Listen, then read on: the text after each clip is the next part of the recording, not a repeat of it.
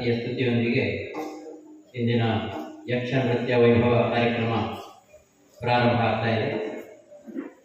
ಬಂದಂತಹ ಎಲ್ಲರನ್ನು ಸ್ವಾಗತಿಸುತ್ತಾ ಇಂದಿನ ಕಾರ್ಯಕ್ರಮಕ್ಕೆ ಬಂದಿರುವ ಕಲಾವಿದರನ್ನು ಸ್ವಾಗತಿಸ್ತಾ ಇದ್ದೇನೆ. ಹಿಮ್ಮೇಳದಲ್ಲಿ ಭಾಗವತರಾದ ಶ್ರೀ ಕೇಶವ ಹೆಗಡೆ ಕೊಳಗೆಯವರು ಆಗಮಿಸಿದ್ದಾರೆ. ರಾಜ್ಯೋತ್ಸವ ಪ್ರಶಸ್ತಿ ಪುರಸ್ಕೃತರು. ಯಕ್ಷಗಾನದಲ್ಲಿ ಯಕ್ಷಗಾನ ಕೋಗಿಲೆ ಎಂಬುದಾಗಿಯೇ ಚಿರಪರಿಚಿತರಾದಂತಹ ಶ್ರೀ ಕೇಶವ ಹೆಗಡೆ ಕೊಳಗೆಯವರಿಗೆ ಈ ಭಾಗದಲ್ಲಿ ಅನೇಕ ಅಭಿಮಾನಿಗಳು ಅವರ ಪದ್ಯವನ್ನು ಆಸ್ವಾದಿಸುವುದಕ್ಕೆ ಕಾತರತೆಯಿಂದ ಕಾಯ್ತಾ ಇದ್ದಾರೆ. ಅಂತಹ ಕೇಶವ ಭಾಗವತರನ್ನು ಈ ಮಂಜುಮುನಿ ಊರಿನ ಎಲ್ಲ ನಾಗರಿಕರ ಪರವಾಗಿ ಹಾಗೂ ಸಮಸ್ತ ಯಕ್ಷಗಾನದ ಅಭಿಮಾನಿಗಳ ಪರವಾಗಿ ಹೃತ್ಪೂರ್ವಕವಾಗಿ ಸ್ವಾಗತಿಸುತ್ತೇವೆ.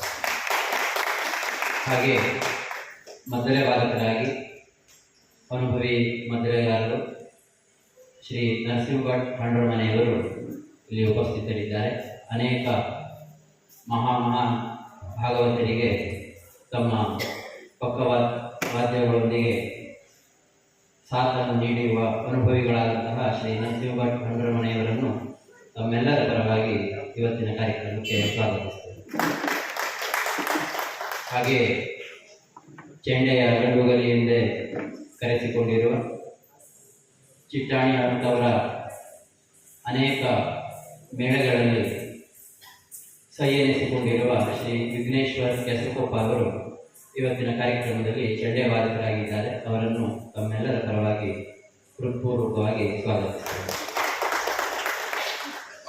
ಮುಮ್ಮೇಳದಲ್ಲಿ ಈ ಭಾಗದ ಭರವಸೆಯ ಉದಯೋನ್ಮುಖ ಕಲಾವಿದರಾಗಿ ಒಬ್ಬ ಸಮರ್ಥ ಮುಮ್ಮೇಳದ ಕಲಾವಿದರಾಗಿ ಸಿದ್ಧರಾಗ್ತಾ ಇರುವ ಶ್ರೀ ಮಂಜುನಾಥ್ ಹೆಗಡೆ ಹಿಲ್ಲೂರು ಹಾಗೂ ಶ್ರೀ ಪ್ರವೀಣ್ ಹೆಗಡೆ ತಟ್ಟೀಸರ ಇವರು ಇವತ್ತಿನ ಮುಮ್ಮೇಳದಲ್ಲಿ ಕಾಣಿಸಿಕೊಳ್ಳುತ್ತಿದ್ದಾರೆ. ಅವರನ್ನು ಸಹ ಹೃತ್ಪೂರ್ವಕವಾಗಿ ಇವತ್ತಿನ ಕಾರ್ಯಕ್ರಮಕ್ಕೆ ಸ್ವಾಗತಿಸ್ತಾ ಇದ್ದೇನೆ. ಹಾಗೂ ಈ ಎಲ್ಲ ಕಾರ್ಯಕ್ರಮವನ್ನು ನಮಗೆ ಸಂಯೋಜಿಸಿಕೊಟ್ಟು ಈ ಮಂಜುಮುನಿಯಲ್ಲಿ ಅನೇಕ ಯಕ್ಷಗಾನಗಳು ತಾಳಮದ್ದಳೆಗಳೆಲ್ಲ ನಡೆಯುವುದಕ್ಕೆ ತಮ್ಮ ಸಂಪೂರ್ಣ ಸಹಕಾರವನ್ನು ನೀಡುತ್ತಾ ಇರುವ ಶ್ರೀಯುತ ನಾಗರಾಜ್ ಜೋಶಿ ಸೋಂದ ಇವರು ಇಲ್ಲಿ ಆಗಮಿಸಿ ಈ ಎಲ್ಲ ಕಾರ್ಯಕ್ರಮವನ್ನು ಸಂಯೋಜಿಸಿಕೊಟ್ಟಿದ್ದಾರೆ. ಅವರನ್ನು ಸಹ ಎಲ್ಲರ ಪರವಾಗಿ ಹೃತ್ಪೂರ್ವಕವಾಗಿ ಸ್ವಾಗತಿಸ್ತೇನೆ. ಇವತ್ತಿನ ಕಾರ್ಯಕ್ರಮದ ಸ್ವರೂಪ ಒಂದು ದಶಾವತಾರ ಹಾಗೂ ಶ್ರೀರಾಮ ಕಥಾದರ್ಶನ ಎನ್ನುವುದು ಇವತ್ತಿನ ಕಾರ್ಯಕ್ರಮದ ಪರಿಕಲ್ಪನೆ. ವಧೂವರರಾಗಿ ನವಜೀವನಕ್ಕೆ ಕಾಲಿಡ್ತಾ ಇರುವಂತಹ ಚಿನ್ಮಯ ಹಾಗೂ ಅಶ್ವಿನಿ ಇವರ ವಿವಾಹ ಅಂಗವಾಗಿ ಇಂದಿನ ದಿನ ಆರತಕ್ಷತೆ ಸಮಾರಂಭಗಳೆಲ್ಲ ಮುಗಿದು ಮಧ್ಯಾಹ್ನ ಭಾರತೀಯ ವಿವಾಹ ಪದ್ಧತಿ ಎನ್ನುವುದರ ಕುರಿತಾಗಿ ಡಾಕ್ಟರ್ ಶಂಕರನಾರಾಯಣ ಜೋಯಿಸ್ ಇವರ ಅತ್ಯದ್ಭುತವಾದಂತಹ ಉಪನ್ಯಾಸವನ್ನು ಕೇಳಿ ಈಗ ಸಾಯಂಕಾಲದ ಈ ಸಂದರ್ಭದಲ್ಲಿ ಯಕ್ಷ ನೃತ್ಯ ವೈಭವಕ್ಕೆ ನಾವೆಲ್ಲ ಸಿದ್ಧರಾಗ್ತಾ ಇದ್ದೇವೆ. ವಿವಾಹದಲ್ಲಿ ಮಂಗಲಾಷ್ಟಕವನ್ನು ಪಠಿಸುವಾಗ ವಧುವರಾಭ್ಯಾಂ ವರದಾಭವಂತು ಅಂತ ಹೇಳ್ತಾ ಶ್ರೀಮನ್ನಾರಾಯಣನ ದಶಾವತಾರದ ಎಲ್ಲ ವಿವರಣೆಗಳು ಬಂದು ಆ ಮೂಲಕವಾಗಿ ವಧುವರರಿಗೆ ಆಶೀರ್ವಾದ ಪೂರ್ವಕವಾಗಿ ಪುರೋಹಿತರು ಮಂಗಲಾಷ್ಟಕವನ್ನು ಪಠಿಸುವುದನ್ನು ನಾವೆಲ್ಲ ಕೇಳ್ತೇವೆ.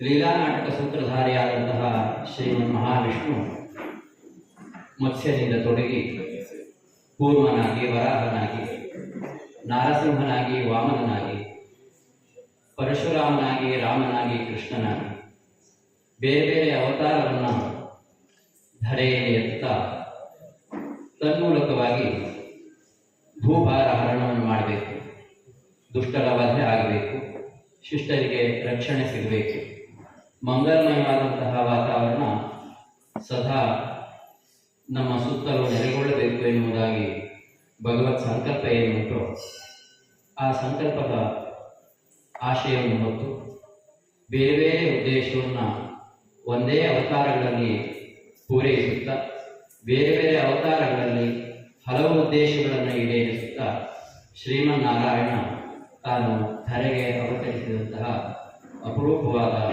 ಅನೇಕ ಸನ್ನಿವೇಶಗಳು ದಶಾವತಾರದಲ್ಲಿ ಬರ್ತವೆ. ಈ ಮತ್ಸ್ಯನಾಗಿ ಮೀನಿನ ಒಂದು ಅವತಾರವನ್ನೆತ್ತಿ ತಮಾಸುರ ಎನ್ನುವಂತಹ ರಕ್ಕಸನನ್ನು ಸಂಹರಿಸಿದಂತಹ ಸ್ವಾಮಿ ಮುಂದೆ ಕೂರ್ಮನಾಗಿ ಅಮೃತವನ್ನು ದೇವತೆಗಳಿಗೆ ಒದಗಿಸಿಕೊಡುವಲ್ಲಿ ಸುರಾಸುರರು ಕಡಗೋಲನ್ನು ಮಂದಳಗಿರಿಯನ್ನೇ ಕಡಗೋಲನ್ನಾಗಿಸಿ ಕಳೆಯುತ್ತಾ ಇರುವಾಗ ಅದಕ್ಕೆ ತನ್ನ ಬೆನ್ನನ್ನು ತಾಗಿಸಿ ಅವತಾರವನ್ನೆತ್ತಿದಂತಹ ಕಥೆ. ಹಾಗೆ ನಾರಸಿಂಹನಾಗಿ ಮನುಷ್ಯನು ಮೃಗವು ಎರಡೂ ಆಗಿ ಜಲಚರದಿಂದ ಉಭಯಚರಿಯಾಗಿ ಉಭಯಚರಿಯಿಂದ ತಾನು ಮನುಷ್ಯನೂ ಆಗಬಲ್ಲೆ ನರನೂ ಆಗಬಲ್ಲೆ ಎನ್ನುವುದಾಗಿ ತೋರಿಸುತ್ತಾ ಪುಟ್ಟ ವಾಮನನಾಗಿ ಆಯುಧವನ್ನು ಹಿಡಿಯುವ ಭಾರ್ಗವರಾಮನಾಗಿ ಪೂರ್ಣಾವತಾರ ಎನಿಸಿಕೊಂಡಿರುವಂತಹ ಶ್ರೀರಾಮನಾಗಿ ಅನೇಕ ಲೀಲಾ ವಿನೋದಗಳನ್ನು ತೋರಿಸುವ ಶ್ರೀಕೃಷ್ಣನಾಗಿ ಹೀಗೆ ಬೇರೆ ಬೇರೆ ಸನ್ನಿವೇಶಗಳನ್ನು ದಶಾವತಾರದಲ್ಲಿ ಶ್ರೀಮನ್ನಾರಾಯಣ ತೋರಿಸಿದ್ದಾನೆ. ಅಂತಹ ದಶಾವತಾರವನ್ನು ಯಕ್ಷಗಾನದಲ್ಲಿ ಅತ್ಯಂತ ಸುಂದರವಾಗಿ ಅಭಿನಯದ ಮೂಲಕ ನೃತ್ಯದ ಮೂಲಕ ಪ್ರಸ್ತುತಪಡಿಸುವಂತಹ ಒಂದು ಸನ್ನಿವೇಶ ಯಕ್ಷಗಾನ ಪರಂಪರೆಯಲ್ಲಿದೆ. ಅದು ನಮಗೆಲ್ಲ ಆಪ್ಯಾಯನೂ ಅಂತಹ ಸುಂದರವಾದ ಮಹಾವಿಷ್ಣುವಿನ ದಶಾವತಾರದ ಒಂದು ಸನ್ನಿವೇಶವನ್ನು ನಾವೆಲ್ಲ ಕಣ್ಮುಂದೆ ತುಂಬಿಕೊಳ್ಳೋಣ ಅಂತ ತಮ್ಮನ್ನೆಲ್ಲ ಈ ಕಾರ್ಯಕ್ರಮಕ್ಕೆ ಮತ್ತೊಮ್ಮೆ ಅಣಿಯಾಗೋಣ ಎನ್ನುವುದಾಗಿ ವಿನಂತಿಸ್ತಾ ಮುಂದಿನ ಕಾರ್ಯಕ್ರಮವನ್ನು ನಡೆಸಿಕೊಡುವುದಕ್ಕೆ ಭಾಗವತರಲ್ಲಿ ವಿನಂತಿಸ್ತೇನೆ.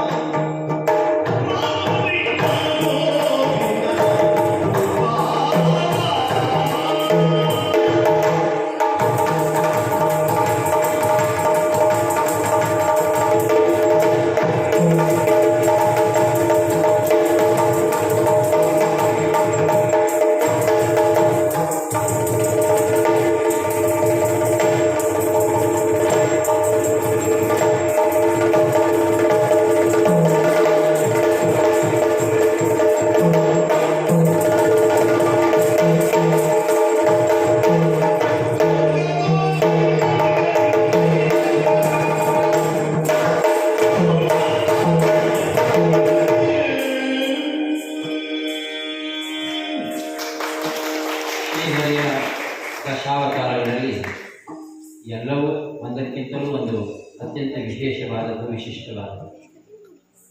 ಅವೆಲ್ಲವೂ ಸಹ ನಮ್ಮನ್ನು ಅಂತರಂಗದ ಆಧ್ಯಾತ್ಮಿಕ ಲೋಕಕ್ಕೆ ಕೊಂಡೊಯ್ಯಬಹುದಾದಂತಹ ಅವತಾರಗಳೇ ಹೌದಾದರೂ ಅದರಲ್ಲಿ ವಿಶೇಷವಾದದ್ದು ರಾಮಾವತಾರ. ಆ ರಾಮಾವತಾರದ ಶ್ರೀ ರಾಮಚಂದ್ರನ ಕಥಾನಕವನ್ನು ಇಂದು ಇಲ್ಲಿ ಪ್ರಸ್ತುತಪಡಿಸಿದ್ದಾರೆ. ಒಬ್ಬ ಸುಸಂಸ್ಕೃತವಾದಂತಹ ತಂದೆ ಸುಸಂಸ್ಕೃತವಾದಂತಹ ಮಕ್ಕಳನ್ನು ಕಂಡಾಗ ಹೇಗೆ ಪ್ರತಿಕ್ರಿಯಿಸ್ತಾನೆ, ಒಬ್ಬ ಒಳ್ಳೆಯ ಮಕ್ಕಳು ತಮ್ಮ ತಂದೆಯನ್ನು ಕಂಡಾಗ ಅವರಲ್ಲಿ ಯಾವ ರೀತಿಯ ಭಾವ ಸ್ಫುರಿಸ್ತದೆ ಎನ್ನುವುದನ್ನು ತೋರಿಸುವ ಅತ್ಯದ್ಭುತವಾದಂತಹ ಸನ್ನಿವೇಶ ಲವಕುಶ ಸನ್ನಿವೇಶದಲ್ಲಿ ಕಾಣಿಸ್ತದೆ. ಹಾಗಾದರೆ ಈ ರಾಮಾಯಣವೇ ಯಾಕೆ ಅಷ್ಟು ವಿಶೇಷ, ಇದರಲ್ಲಿ ಏನುಂಟು ಎನ್ನುವುದನ್ನು ಆಲೋಚಿಸಿದಾಗ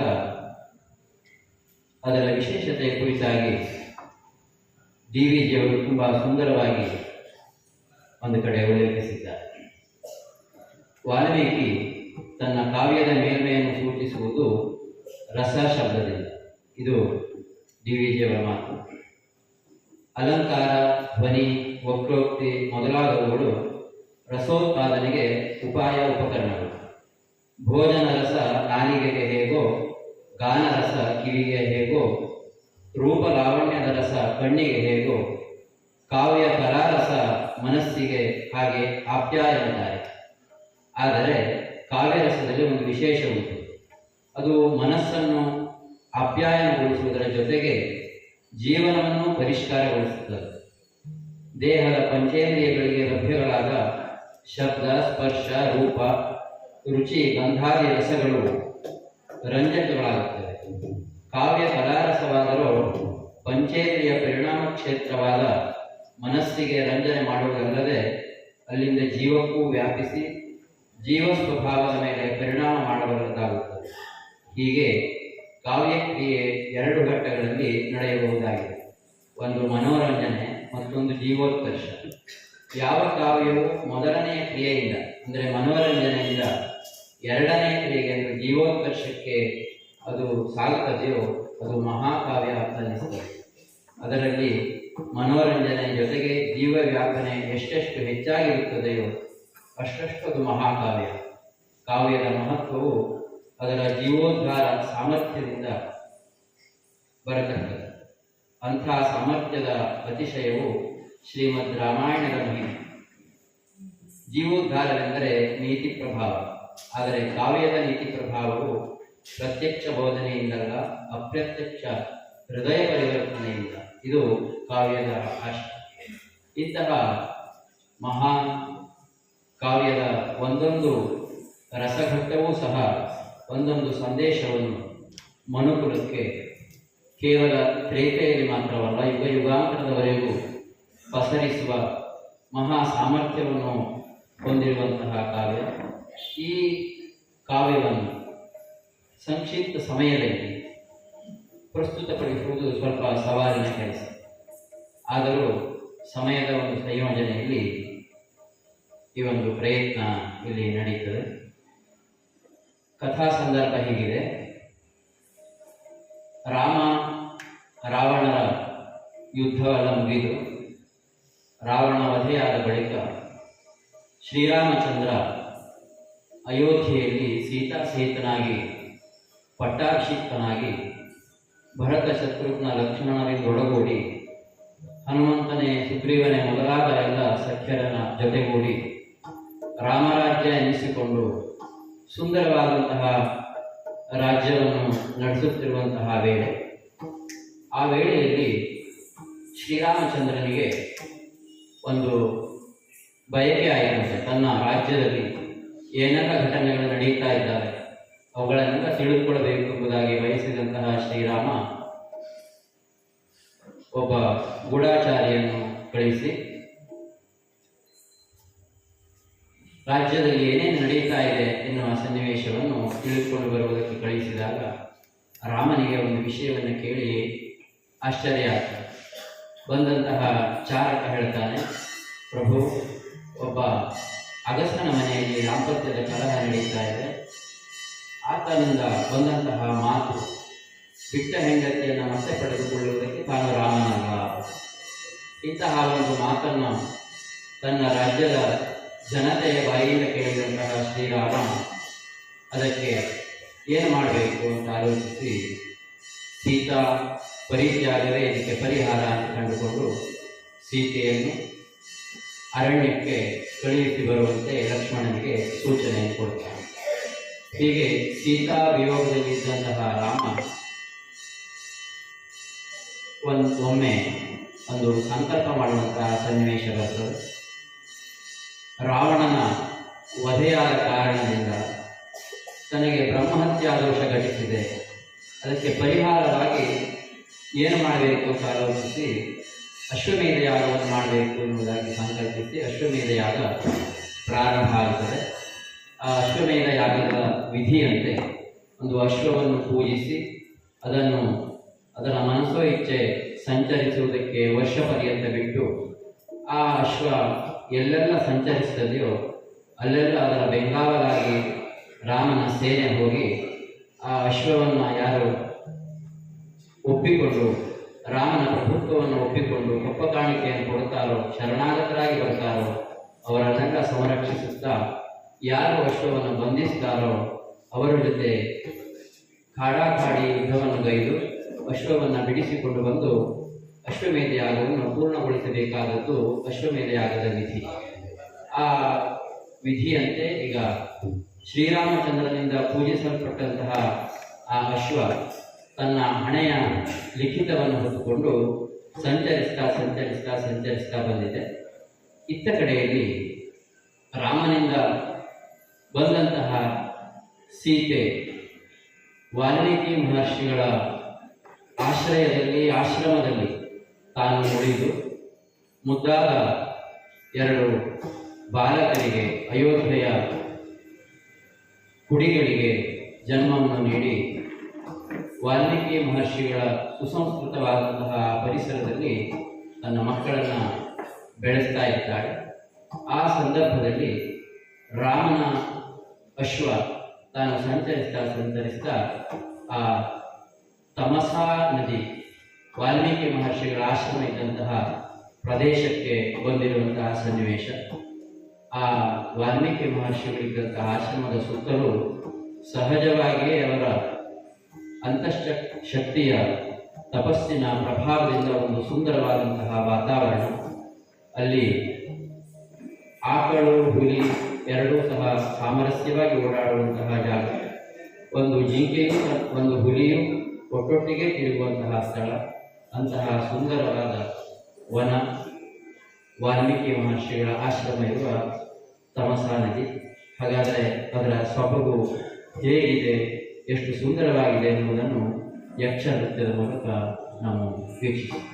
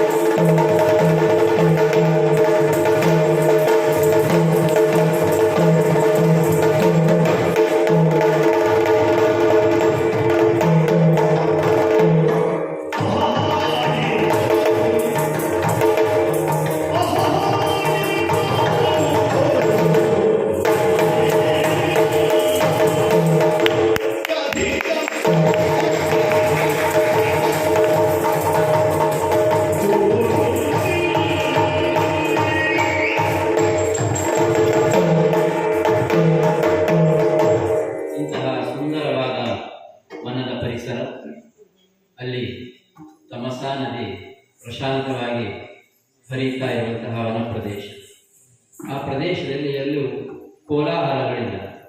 ಯಾಕೆಂದರೆ ಯಾವುದೇ ಕಾಮನೆಗಳನ್ನು ಹೊಂದಿರದೆ ಲೋಕ ಕಲ್ಯಾಣಾರ್ಥವಾಗಿ ಯಜ್ಞಯಾಗಾದಿಗಳನ್ನು ನಡೆಸಿಕೊಂಡು ಬರ್ತಾ ಇರುವಂತಹ ವಾಲ್ಮೀಕಿ ಮಹರ್ಷಿಗಳ ಆಶ್ರಮದ ಪ್ರದೇಶ. ಅಲ್ಲಿ ಈ ಲವಕುಶರು ಹಾಗೂ ವಾಲ್ಮೀಕಿಗಳ ಅನೇಕ ಶಿಷ್ಯ ಸಮೂಹ ಕುಶ ಸಂಹಿತೆಗಳನ್ನು ತರುತ್ತಾ ವನಪ್ರದೇಶದಲ್ಲಿ ನಿತ್ಯವೂ ಸಂಚರಿಸ್ತಾ ಇರುವುದು ಅಲ್ಲಿನ ನಿತ್ಯ ವಿಧಿ. ಇಂತಹ ವನಪ್ರದೇಶಕ್ಕೆ ಶ್ರೀರಾಮಚಂದ್ರನ ಮೇಧಾಶ್ವ ಸಂಚರಿಸ್ತಾ ಪ್ರವೇಶ ಮಾಡಿದೆ. ಪ್ರವೇಶಿಸಿದಂತಹ ಅಶ್ವ ತನ್ನ ಸಹಜ ಸ್ವಭಾವವೆಂಬಂತೆ ಅಲ್ಲಿನ ಉಪವನಗಳಲ್ಲೆಲ್ಲ ಸಂಚರಿಸ್ತಾ ಆ ಉಪವನಗಳಲ್ಲಿ ಇರುವ ಗಿಡಗಳನ್ನು ತನ್ನ ಆಹಾರವಾಗಿ ಸೇವಿಸ್ತಾ ಅದಕ್ಕಿಂತಲೂ ಹೆಚ್ಚಿನದಾಗಿ ತನ್ನ ಕಾಲ್ತುಳಿತಕ್ಕೆ ಒಳಪಡಿಸ್ತಾ ಒಂದು ರೀತಿಯ ಕೋಲಾಹಲದ ವಾತಾವರಣವನ್ನು ಆ ವನ ಪ್ರದೇಶದಲ್ಲಿ ಏರ್ಪಡಿಸಿದೆ. ಅಲ್ಲಿ ಸಂಚರಿಸ್ತಾ ಇರುವಂತಹ ಒಟುಗಳು ಅಪರೂಪವಾದಂತಹ ಈ ಕುದುರೆಯನ್ನು ನೋಡಿ ಅತ್ಯಂತ ಆಶ್ಚರ್ಯಚಕಿತರಾಗಿದ್ದಾರೆ. ಈ ಅಶ್ವ ಎಲ್ಲಿಂದ ಬಂತು, ಹೇಗೆ ಬಂತು ಎನ್ನುವುದನ್ನು ತಿಳಿಯದೇ ಇರುವಂತಹ ಅವರು ನೇರವಾಗಿ ಲವಕುಶರ ಬಳಿಯಲ್ಲಿ ವಿಷಯವನ್ನೆಲ್ಲ ಪ್ರಸ್ತಾಪ ಮಾಡಿದ್ದಾರೆ. ಇಂತಹ ಒಂದು ಅಶ್ವ ನಮ್ಮ ವನ ಪ್ರದೇಶಕ್ಕೆ ಬಂದಿದೆ. ಬಂದಂತಹ ಅಶ್ವ ಈ ರೀತಿಯಾದಂತಹ ಘಟನೆಗಳಿಗೆಲ್ಲ ಕಾರಣೀಕರ್ತವಾಗಿದೆ ಅಂತ ಹೇಳಿದಾಗ ಸಹಜವಾಗಿ ಆ ಬಾಲಕರು ಕೋಪಾವಿಷ್ಟರಾಗಿದ್ದಾರೆ. ನಮ್ಮ ವನ ಪ್ರದೇಶಕ್ಕೆ ಸುಂದರವಾದಂತಹ ಈ ವಾತಾವರಣಕ್ಕೆ ಬಂದು ಇಲ್ಲೊಂದು ಕೋಲಾಹಲವನ್ನು ಎಬ್ಬಿಸ್ತಲ್ಲ ಈ ಅಶ್ವ, ಹಾಗಾದರೆ ಇದು ಏನು ಎನ್ನುವುದಾಗಿ ಆಲೋಚಿಸ್ತಾ ಆ ಕುರಿತಾಗಿ ಒಂದು ಪ್ರತಿಕ್ರಿಯೆಯನ್ನು ನೀಡ್ತಾರೆ.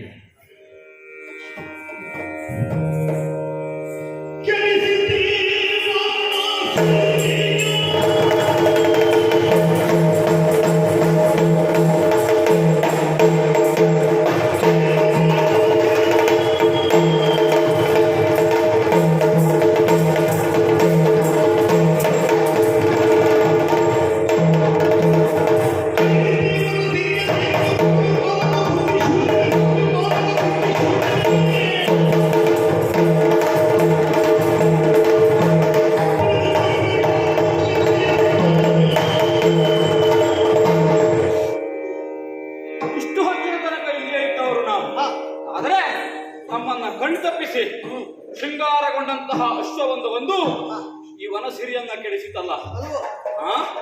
ಹಣೆಯಲ್ಲಿರುವ ಲೇಖವನ್ನು ನೋಡಿದರೆ ಪುಂಡರೀಕಾಂಬಕನಾದಂತಹ ಶ್ರೀರಾಮ ಬ್ರಹ್ಮಹತ್ಯಾ ದೋಷದ ಶಂಖಾ ನಿವಾರಣೆಗಾಗಿ ಮಾಡಿದಂತಹ ಯಜ್ಞದ ತುರಗವಂತೆ ಅದು ನೋಡಿದರೆ ಸಾಲಂಕೃತವಾಗಿದೆ. ಬೆಂಬಲಕ್ಕೆ ಕೆಲವು ಸೇನೆಯೆಲ್ಲ ಬಂದಿದೆ. ಏನು ಮಾಡುವುದು? ಕುದುರೆಯನ್ನ ಕಟ್ಟಲೇಬೇಕು. ರಾಮ ಒಬ್ಬ ಪರಾಕ್ರಮಿ ಇರಬಹುದು, ಆದ್ರೆ ಅವನ ಪರಾಕ್ರಮವನ್ನ ಪರೀಕ್ಷಿಸುವಂತಹ ಉತ್ಸಾಹ ನಮ್ಮಲ್ಲುಂಟು. ಹಾಗಾಗಿ ನಾವು ಕಲಿತ ವಿದ್ಯೆಯನ್ನ ಕಾಣಿಸುವಲ್ಲಿ ಇದೇ ಒಳ್ಳೆಯ ಅವಕಾಶ. ಅವ ಹೆಚ್ಚಾಗಿರ್ಬೋದು, ನಾವು ಕಡಿಮೆ ಅಲ್ಲ ಅಲ್ವೇ? ತೋರಿಸ್ಬೇಕ ಬೇಡ? ಹಾಗಾಗಿ ಕುದುರೆಯನ್ನ ಕಟ್ಟಿ ಯಾರು ಯುದ್ಧಕ್ಕೆ ಬರ್ತಾರೋ ನೋಡುವ.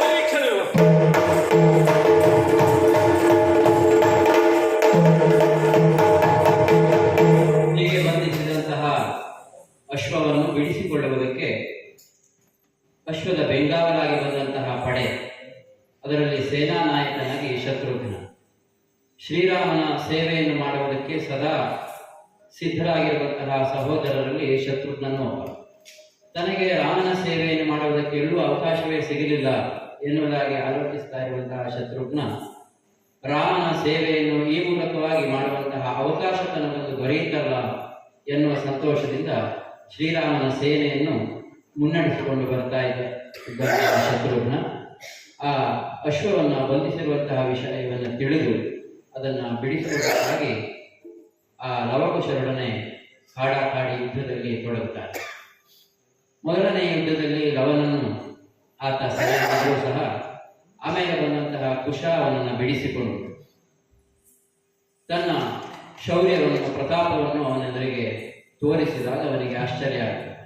ಯಾರಿರಬಹುದು ಈ ಮಕ್ಕಳು ಅಂತ ಆಲೋಚಿಸಿ ಅವರಿಗೆ ಮಗು ನೀವು ಯಾರು ಏನೆಂಬುದಾಗಿ ಕೇಳಿದಾಗ ಸಮರ್ಪಕವಾದಂತಹ ಉತ್ತರವನ್ನು ಅವರು ಕೊಡುವುದಿಲ್ಲ. ಹಾಗೆ ಅಶ್ವಕ್ಕೆ ಬೆಂಗಾವರಾಗಿ ಬಂದಂತಹ ಶತ್ರುಘ್ನನು, ಜೊತೆಗೆ ಬಂದಂತಹ ಭರತನು, ಲಕ್ಷ್ಮಣನು ಎಲ್ಲರೂ ಸಹ ಮೂರ್ಛಿತರಾಗಿ ಧರಾಶಾಯಿಯಾದಾಗ ಸ್ವತಃ ಶ್ರೀರಾಮಚಂದ್ರನಿಗೆ ಒಂದು ವರದಿ ಹೋಗ್ತದೆ.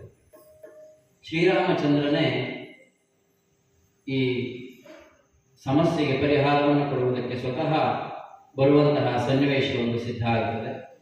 ಅಲ್ಲಿ ಅಶ್ವಮೇಧ ಯಾಗಶಾಲೆಯಲ್ಲಿ ಯಾಗದೀಕ್ಷಿತನಾದಂತಹ ಶ್ರೀರಾಮಚಂದ್ರ ತಾನೇನು ಮಾಡಬೇಕು, ಯಾಗವನ್ನು ಇಲ್ಲಿಗೆ ನಿಲ್ಲಿಸಿ ಹೊರಡೋಣವೇ ಅಥವಾ ಈ ಬಂಧಿಸಿದಂತಹ ಅಶ್ವವನ್ನು ಬಿಡಿಸಿಕೊಂಡು ಬರುವುದಕ್ಕೆ ಏನು ಮಾಡೋಣ ಅಂತ ಆಲೋಚಿಸಿ ಸ್ವತಃ ತಾನೇ ಹೋಗುವುದು ಸರಿ ಎಂಬುದಾಗಿ ನಿರ್ಣಯಿಸಿ ಈ ಲವಕುಶರು ಇರುವಂತಹ ಪ್ರದೇಶಕ್ಕೆ ಬಂದಂತಹ ಸನ್ನಿವೇಶ. ಅವರಿಗೆ ತಂದೆ ಯಾರು ಎನ್ನುವುದು ಮಕ್ಕಳಿಗೆ ಗೊತ್ತಿಲ್ಲ, ಮಕ್ಕಳು ಯಾರು ಎನ್ನುವುದು ತಂದೆಗೆ ಗೊತ್ತಿಲ್ಲ.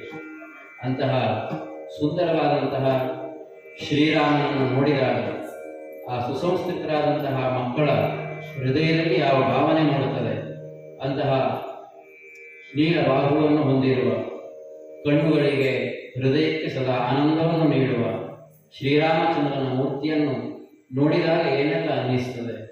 ಯಾವ ಶಬರಿ ಅನೇಕ ವರ್ಷಗಳ ಕಾಲ ರಾಮನ ದರ್ಶನಕ್ಕಾಗಿ ಕಾಯ್ತಾ ಇದ್ದರು, ಅಂತಹ ಅಪೂರ್ವವಾದ ವ್ಯಕ್ತಿತ್ವವನ್ನು ಹೊಂದಿರುವ ಸುಂದರ ಮೂರ್ತಿಯಾದಂತಹ ಶ್ರೀರಾಮ ಯಾರ ಪಾದ ಸ್ಪರ್ಶದಿಂದ ಅಹಲ್ಯ ಅಂತವಳ ಉದ್ಧಾರ ಆಯಿತು, ಅಂತಹ ಪವಿತ್ರ ಪಾದವನ್ನು ಹೊಂದಿರುವಂತಹ ಶ್ರೀರಾಮನನ್ನು ಈ ಲವಕುಶರು ನೋಡ್ತಾರೆ.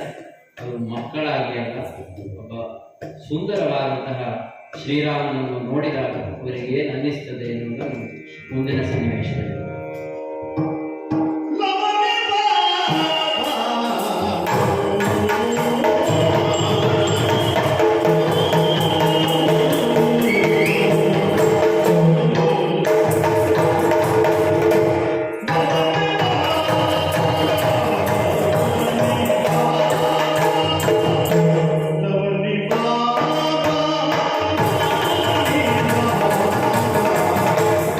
Thank you.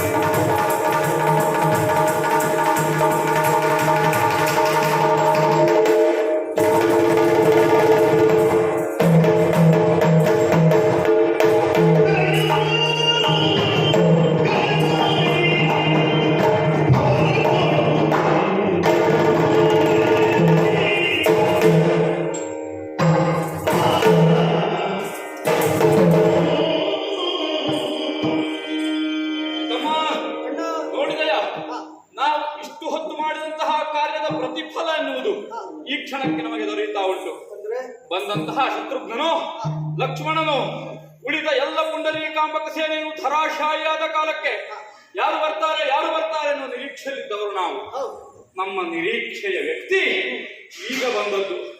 ನೋಡಿದೆ ಆ ಕಡೆಯಲ್ಲಿ ತೇರನ್ನೇರಿ ಚಂದನವನ್ನೇರಿ ಈ ಕಡೆಯಲ್ಲಿ ಧಾವಿಸಿ ಬರ್ತಾ ಇದ್ದಾನೆ. ಕಮಲನಾಭನ ಕಾಯದ ಕಾಂತಿಯೇ ಕಮನೀಯವಾಗಿ ಕಂಗಳೆದುರಿಗೆ ಕಾಯವಾಗಿ ಬಂತೋ ಎನ್ನುವಂತೆ ಗೋಚರಿಸುತ್ತಾ ಉಂಟು. ಹುಣ್ಣಿಮೆಯ ಶಶಿಯೇ ತನ್ನ ತಂಪಾದ ಬೆಳದಿಂಗಳನ್ನು ಸೂಸುತ್ತಾ ನಮ್ಮೆಡೆಗೆ ಬರ್ತಾ ಇದ್ದಾನೆ ಅನ್ನೋ ಹಾಗೆ ಭಾಸವಾಗುತ್ತಾ ಇದೆ. ನೋಡಿದೆ ಆ ಮುಖವನ್ನ. ಯಾರು ಎಂತಹ ವೈರಿಯಾದರೂ, ಎಂತಹ ಯುದ್ಧಕ್ಕೆ ಮಲೆತು ನಿಂತವನಾದರೂ ಒಮ್ಮೆ ತನ್ನಲ್ಲಿರುವಂತಹ ಶಸ್ತ್ರಗಳನ್ನೆಲ್ಲ ಅವನ ಕಾಲಬುಡದಲ್ಲಿ ಹಾಕಿ ಆಯಿತು ಅಂತ ಬಿಡಬೇಕು. ಅಂತಹ ಕಾಯದ ಸುಂದರತೆ. ತಮ್ಮ, ನಾವು ಮಾಡಿರುವಂತಹ ಕಾರ್ಯದ ಫಲವಾಗಿ ಶ್ರೀರಾಮ ನಮ್ಮೊಡನೆ ಯುದ್ಧಕ್ಕೆ ಬರ್ತಾ ಇದ್ದಾನೆ. ಅವನಿ ಪಾಲಕ ರಾಮಚಂದ್ರನು ದುರವ ಕೊಡುವನು ನಮ್ಮಳು. ದುರ ಕೊಡ್ತಾನೆ ಎಂಬುದಕ್ಕೆ ನಾವು ಹಿಂಜರಿಲಿಕ್ಕಾಗುತ್ತದ? ದುರ ಕೊಡುವುದು ನಂತರ ಆಯಿತು. ಇಷ್ಟು ಹೊತ್ತಿನ ತನಕ ಅವನನ್ನು ನೋಡಿದೆಯಲ್ಲ ನೀನು. ನಿನಗೆ ಅವನು ನೋಡಿದ ಮೇಲೆ ಏನು ಅನಿಸ್ತು ಅನ್ನಬೇಕು ನಮಗೆ. ಏನು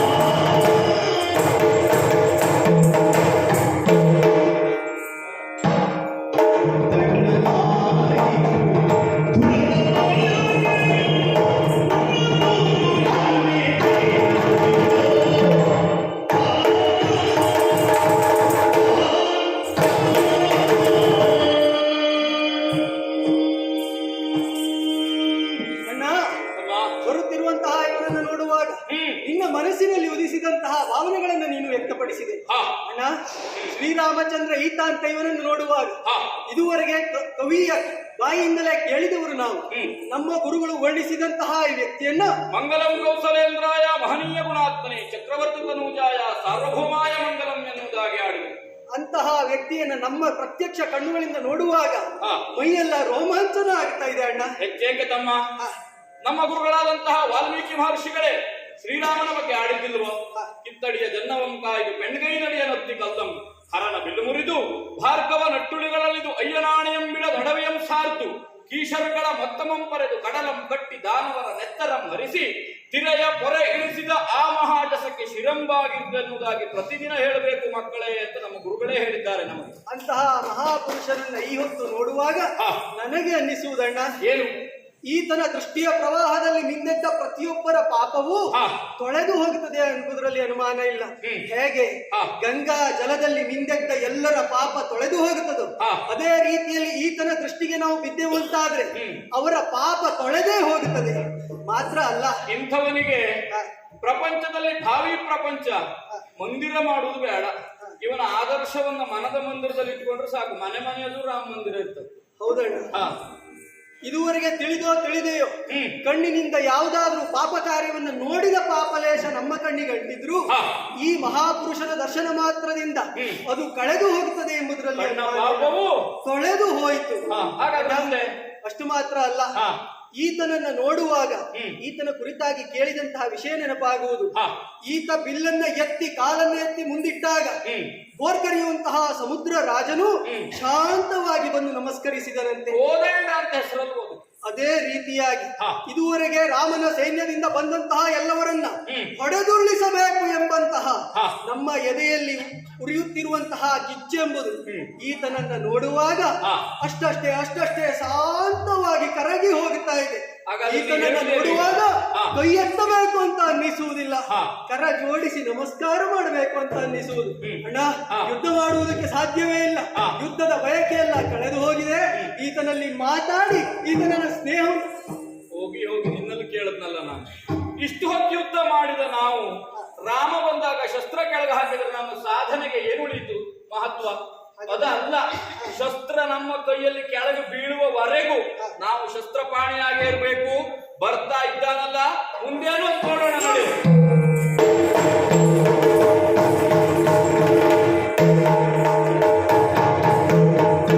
ಇಂತಹ ಸುಂದರ ಮಕ್ಕಳನ್ನು ನೋಡಿದಂತಹ ರಾಮನ ಹೃದಯವೂ ಸಹ ಮಿಡಿಯಿತಂತೆ. ಅಂತಹ ರಾಮ ಈ ಚೆಲುವಾದ ಮಕ್ಕಳನ್ನು ನೋಡಿ, ನೀವು ಯಾರು ಮಕ್ಕಳೇ ಅಂತ ಅವರಲ್ಲಿ ಕೇಳಿ, ನಿಮ್ಮ ಜನನಕ್ಕೆ ಕಾರಣರಾದವರು ಯಾರು, ನಿಮ್ಮ ಈ ವಿದ್ಯಾಭ್ಯಾಸಗಳಕ್ಕೆಲ್ಲ ಕಾರಣರಾದವರು ಯಾರು ಎಂಬುದಾಗೆಲ್ಲ ಪ್ರಶ್ನಿಸಿದಾಗ ಆ ಲವಕುಶರು ಶ್ರೀರಾಮನಿಗೆ ರಾಮನ ಕಥೆಯನ್ನು ಹೇಳುವಂತಹ ಅಪರೂಪವಾದಂತಹ ಸನ್ನಿವೇಶ ಆಗಲ್ಲಿ ಏರ್ಪಡುತ್ತದೆ. ಆ ವಾಲ್ಮೀಕಿ ಮಹರ್ಷಿಗಳು ಲವಕುಶರಿಗೆ ಏನು ರಾಮಾಯಣವನ್ನು ಬೋಧಿಸಿದರೋ ಅಂತಹ ರಾಮಾಯಣವನ್ನು ಏಕಶ್ಲೋಕದಲ್ಲಿ ಸಂಪೂರ್ಣ ರಾಮಾಯಣದ ಕಥೆಯನ್ನು ಹೇಳುವಂತಹ ಒಂದು ಸನ್ನಿವೇಶ ಇಲ್ಲಿ ಶ್ರೀರಾಮನ ಎದುರಿನಲ್ಲಿಯೇ ರಾಮನ ಮಹಿಮೆಯ ಗುಣಗಾನ ಪ್ರಸ್ತುತ ಆಗ್ತದೆ.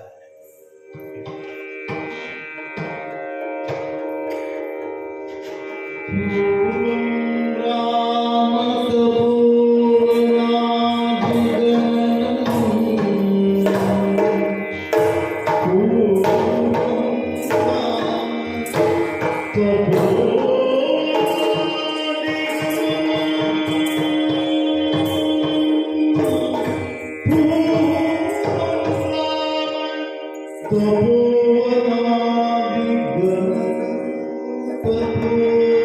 you.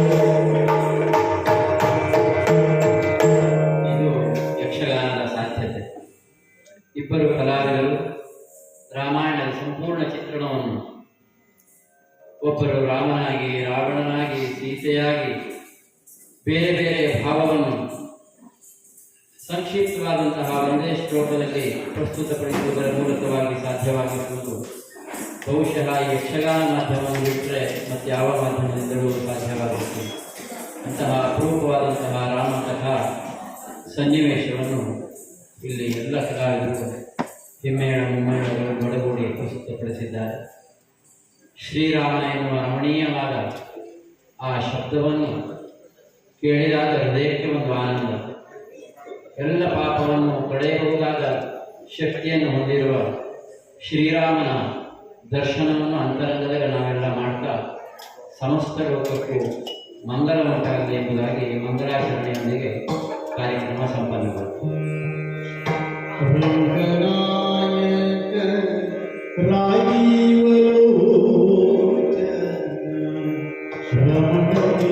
ಬೆಳಗಾಯಿತು